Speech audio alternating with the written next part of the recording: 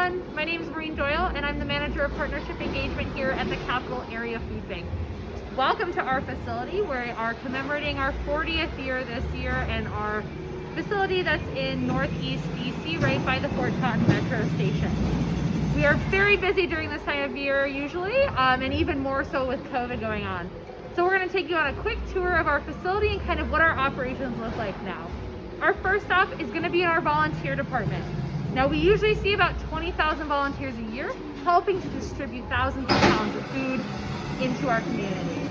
Right now what they're doing is helping to pack our emergency boxes.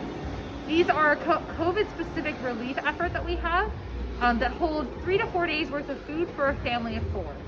Since March, we've actually distributed about 300,000 boxes into the DMV community. So take a look.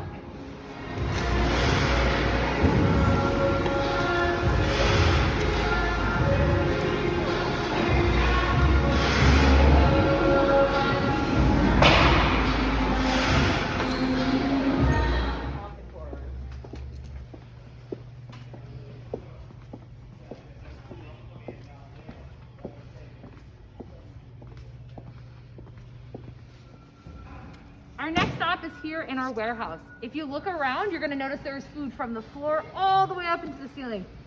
We often say this looks a little bit like a Costco warehouse. So we are a supplier for over 400 partners in the DMV area. So large partners, think like DC Central Kitchen, Martha's Table, all the way down to some of our smaller partners, houses of worship, community centers. They all get their food sourced from us. So most of the time, typically when it's not COVID, we would turn over this warehouse about 12 times a year. We're seeing food move out faster due to COVID. Since March, we've purchased over 700 trucks worth of food. In a typical year, we often purchase about 25 times less than that. So as you can see, purchasing a lot of food, making sure it's getting out into the community and feeding those in need. As we walk through our warehouse, we stop at one of our fridges. As you look around, you can see that we have lots of fresh produce here. So you're looking at some of our carrots, some of our cabbages. If you look over here, you're also going to see radishes and potatoes. About 40% of what we're distributing into the community is fresh produce. We really try to put an emphasis on healthy food that can help us, nourish our bodies and nourish our health for the long term. As I mentioned earlier in the warehouse, we have a lot of smaller partners. Pre-COVID, our partners would come here to shop. So see those back shelves right there? Typically they're stocked with food, and partners would come and shop. Right now, due to COVID, a lot of our smaller partners have closed. Not only that, we're trying to limit the amount of people in our warehouse. So most of our food is going out in our emergency boxes. As you can now see, this whole space is being used for storage of emergency boxes. These have all been packed in the last week or two and are getting ready to go out into the community.